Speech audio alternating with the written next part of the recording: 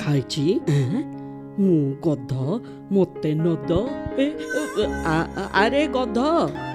ଆରେ ଏ ଗଧ ତ ଏଇଠି ମୁଁ ଏତେ କଷ୍ଟ କରି ସଉଦା ବହୁଛି କିଆ ଏ ଗଧ ଏ ଏ ଏ ମଣି ଆରେ ଏଇଠିକି ଆ ଜେଜେ ମତେ ଡାକୁଛ ଆରେ ହଁ ରେ ଗଧ ତୁ ଏଇଠିକି ଆସେ ଜେଜେ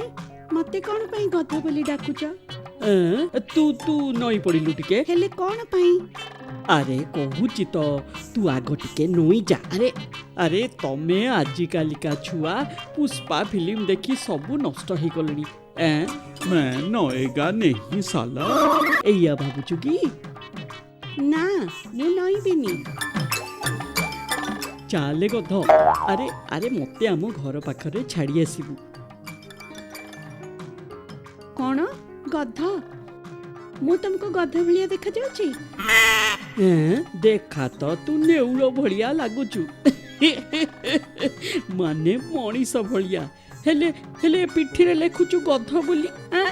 ମୋ ପିଠିରେ କଣ ଲେଖା ହେଇଛି ଜେଜେ ନେ ଦେଖେ ଇଏ ଲେଖା ହେଇଛି ଦେଖେ ମୁଁ ଗଧ ମତେ ନଦ ସେଇଥିପାଇଁ ପରା ମୁଁ ମୋ ସଉଦା ତୋ ପିଠିରେ ନଦୁଥିଲି ଚମ୍ପି ରହ ମୁଁ ତତେ ଛାଡ଼ିବିନି ଯଦି ମୁଁ ଏ କାଗଜ ନେଇକି ଯିବି ଚମ୍ପି କେବେ ମାନିବନି ଯେ ସେ ଲେଖିଛି ଓଲଟା କନ୍ଦା କଟା କରି ମତେ ବାପାଙ୍କଠୁ ସେ ମାଡ଼ ଖୁଆଇଦବ ଗୋଟେ ପ୍ଲାନ୍ କରିବାକୁ ହବ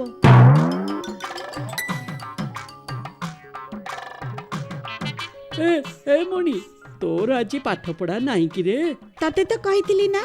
ପାଣି ପିଇବ ଛାଣି ପଇସା ନବ ଗଣି ଆଉ ମୋ ନା ମଣି ଏବେ ଦେଖ ମୁଁ ତତେ କେମିତି ମାଡ଼ ଖୁଆଉଛି ମତେ ଚମ୍ପି ମାରିଲା ମତେ ଚମ୍ପି ମାରିଲା ମତେ ଚମ୍ପି ମାରିଲା ଆରେ କଣ ହେଲା ରେ ମୁଁ ଏଇ ଚମ୍ପି ପାଖରେ ବସି ପଢିବାକୁ ଆସିଥିଲି ହେଲେ ଚମ୍ପି ମତେ ମାରିଲା ଆରେ ଚମ୍ପି ମଣିକୁ ତୁ ଏତେ ଜୋରରେ ମାରିଲୁ କଣ ପାଇଁ ବୋଉ ଏଇ ଟୋକାଟା ପୁରା ମିଛୁଆ ମୁଁ ତାକୁ ଟିପଟେ ବି ଛୁଆଇନି ମିଛ କଥା କହୁଛି ମତେ ସେ ବହୁତ ମାରିଲା ଆଉ କାଲି ବି ମୋ ସାର୍ଟରେ କାଗଜରେ ଲେଖିଥିଲା ମୁଁ ଗଧ ମତେ ନଦ ପଚାର ତାକୁ ପଢୁଛନ୍ତି ମଣି ଯାହା କହୁଛି କଣ ସତ ହଁ ମୁଁ ଲେଖିଥିଲି ହେଲେ ଏବେ ଦେଖିଲୁ ଦେଖିଲୁ ବୋଉ କେମିତି ସତ ମାନିଲା ମୁଁ କେବେ ମିଛ କଥା କୁହେନି ମଣି ମିଛ କହୁଛି ତମେ ଖାଲି ସବୁବେଳେ ମୋ ପୁଅକୁ ମିଛୁଆ ବୋଲି ଭାବୁଛ ଚମ୍ପି ତାକୁ ମାରିଛି ମଣି ଭଲ ଡ୍ରାମା କଲା ଯେ ହେଲେ ଜାଣିପାରିଲାନି ମୁଁ ଦାଢ଼ି କାଟିଲା ବେଳେ ଆଇନାରୁ ସବୁ ଦେଖୁଥିଲି ବୋଲି ମଣି ନିଜେ ନିଜେ ତଳେ ପଡ଼ି କାନ୍ଦିବା ଆରମ୍ଭ କରିଦେଲା କଣ ମଣି ମୁଁ ମିଛ କହୁଛି ମା ଚମ୍ପି ଠାକୁର ଘରୁ ବେତଟା ଆଣିଲୁ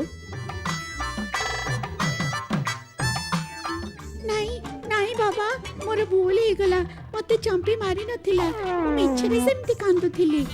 ଦେଖିଲ କିଏ ମିଛୁଆ ଦେଖିଲ ତ ଆରେ ମଣି ତୁ ତା ସତରେ ଗଧଟା ଆଉ